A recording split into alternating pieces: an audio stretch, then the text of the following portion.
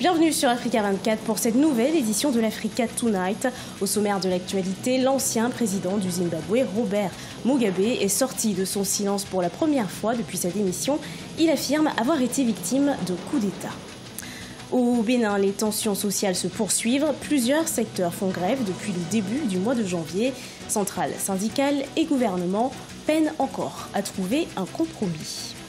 Et puis en Côte d'Ivoire, le marché des arts et des spectacles d'Abidjan mise sur l'humour pour éveiller les consciences.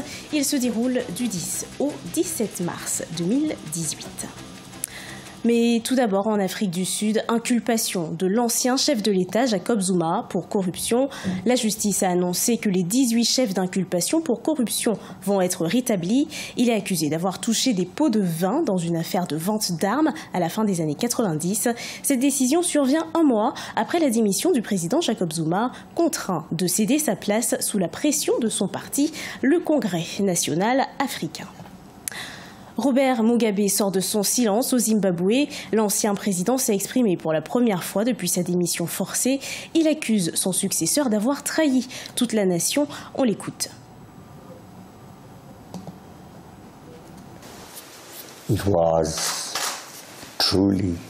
C'était clairement un coup d'État, car il n'y a eu aucun mouvement concret jusqu'à ce que l'opération soit autorisée par l'armée.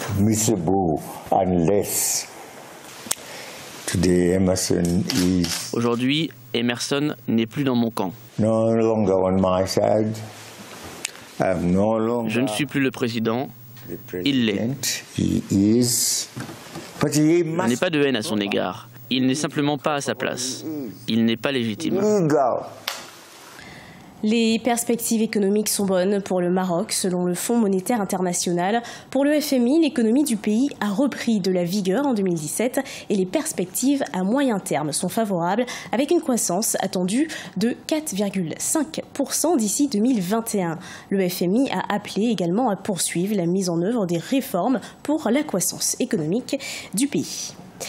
Au Bénin, les tensions sociales perdurent depuis le début du mois de janvier 2018. Plusieurs secteurs sont en grève, dont ceux de la santé et de l'éducation.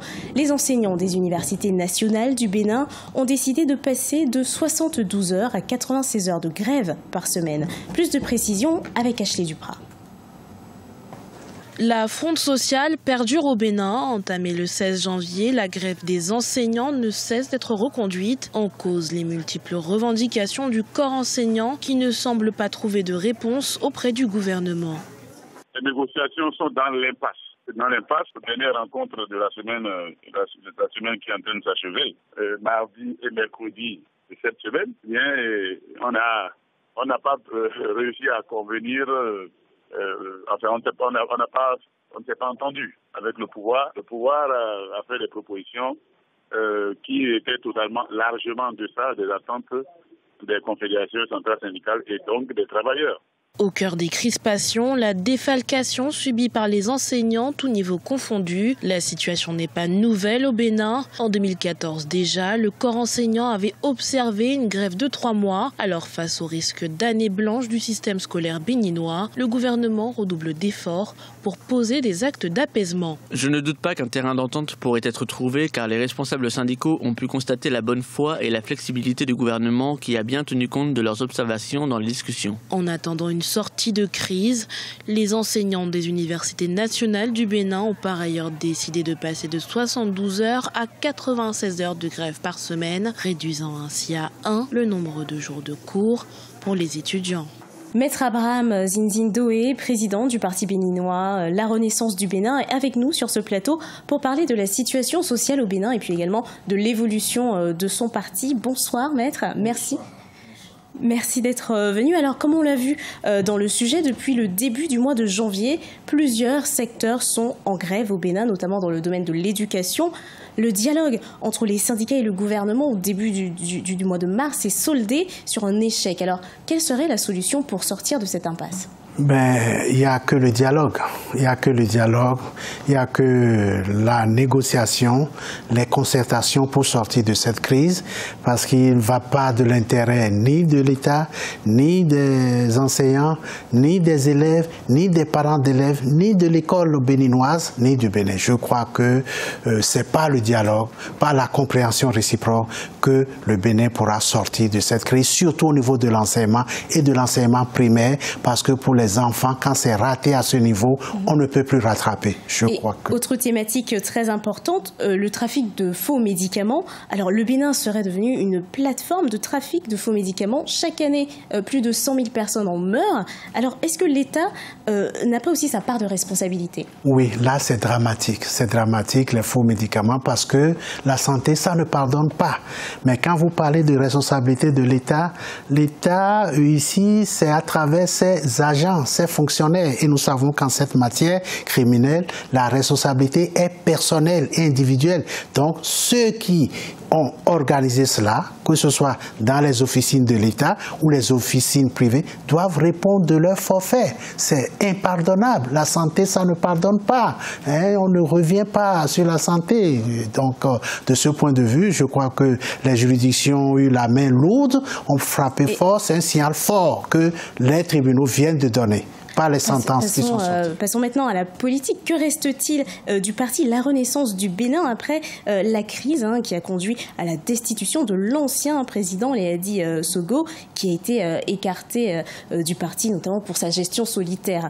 Et puis, quels sont vos projets pour ce parti? Oui, justement, les changements ont eu lieu parce qu'il y avait un dysfonctionnement au niveau de la gouvernance du parti. La démocratie à l'interne du parti n'était pas respectée et nous sommes dans une dynamique de regroupement de grands partis. Il y a un engagement et la Renaissance du Bénin est partie prenante à un engagement, une dynamique qui est en cours actuellement au pays, où il y a de grands ensembles. Il faut en finir avec les clubs électoraux, les partis. Et en tant que président, quels sont vos projets alors pour le parti? Le projet, c'est d'abord récupérer les bases qu'on avait perdues, récupérer, et nous retrouver dans de grands ensembles pour avoir de véritables partis qui couvrent l'étendue du territoire national. Cette dynamique est en marche et la Renaissance du Bénin est au cœur de cette dynamique-là de regroupement de grands partis. Merci Maître d'avoir accepté notre invitation, d'être venu. C'est moi. De l'humour pour terminer ce journal avec la 10e édition du Marché des Arts et Spectacles d'Abidjan. Il s'est déroulé du 10 au 17 mars 2018. Les artistes ivoiriens ont utilisé l'humour pour dénoncer, sensibiliser et éveiller les consciences sur le continent. Mokhtar Bari. Viens après. En Côte d'Ivoire, l'humour est souvent placé au centre des créations artistiques. Musique, cinéma, la plupart utilisent un ton atténuant pour faire passer le message. Aujourd'hui, l'humour est une discipline avec des vedettes. Nyamian Bi est de ceux-là qui ont donné à l'humour ivoirien toutes ses lettres de noblesse. Après les premiers pas en 1995 dans l'émission Télépassion, celui qui est plus connu sous le nom de Marshall Zongo se lance véritablement dans les métiers non sans difficulté en 2000. Quand vous commencez à développer une folie qui ne maîtrise pas, déjà le problème commence dans la famille. Et puis après les conflits avec les parents, il y a aussi les conflits qu'on a, les difficultés qu'on rencontre dans le milieu. Mais bon, c'est ça aussi qui fait le charme du métier. On n'attend pas que ce soit facile pour que ce soit intéressant au bout. On veut que pas que ça nous dépasse, mais avec les difficultés, on peut avancer. Donc on avance et c'est en cela qu'on réalise qu'on grandit, qu'on fait des pas. Et voilà. Après la sortie de l'opus Zongo et Tao, où il joue le rôle d'un analphabète burkinabé avec son compagnon de toujours, Tao, qui lui joue le bègue, il est adopté par de nombreux Ivoiriens, mais aussi burkinabés qui se reconnaissent dans ses messages. Zongo et Tao sillonnent plusieurs pays africains pour des spectacles qui porteront des fruits. Aujourd'hui, moi, je reste marqué par un événement spécial qui s'est produit au Burkina. Un album de Zongo et Tao a été étudié à l'université par une étudiante qui en a fait sa thèse de littérature. Je pense que au jour d'aujourd'hui, ça reste quelque chose qui m'a beaucoup marqué. Le fait qu'une étudiante fasse sa thèse de lettres modernes sur un sujet humoristique, sur une œuvre humoristique, je pense que c'est à ne pas oublier. C'est très important pour moi. Aujourd'hui, Zongo a plusieurs casquettes dont celui de comédien, réalisateur et producteur d'émissions télé.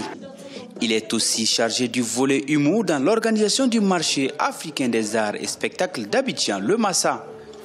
Zongo a toujours été aux côtés de la jeunesse pour l'éveil des consciences sur le continent. Ce journal a été préparé par l'ensemble de la rédaction. Merci de l'avoir suivi. Retrouvez dans un instant une nouvelle édition de l'actualité sur Africa 24.